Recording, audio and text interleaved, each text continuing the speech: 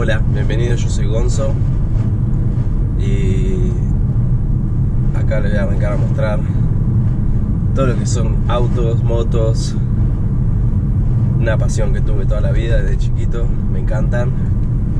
Y nada, estamos yendo ahora al taller, vamos a arrancar día 1, proyecto 2002, va a estar bueno, va a ser un proyecto complicado. Me encantaría decir que en un par de meses va a estar listo, pero la verdad no sé cuánto va a llevar. Pero le vamos a meter, va a quedar zarpado. La idea es cerrar un 2002, es el BMW 2002 TII. Sería el más alto de la línea 2002 sin ser el turbo.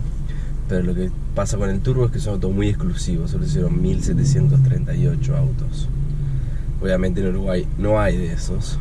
Lo más cercano es este TII, que fue importado a Alemania original por su dueño, el cual luego se lo vendió a mi padre y está ese auto quieto hace flojo 15 años.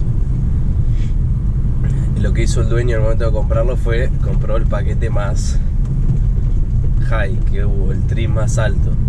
Tiene todos los que serían los overfenders originales de fábrica, al igual que el turbo. Tiene un splitter frontal también, al igual que el turbo.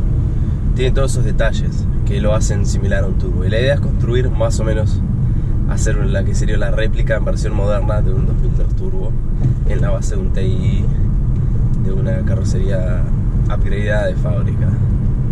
Y eso es lo que vamos a arrancar a hacer hoy. Llegamos al taller, vamos a arrancar la construcción.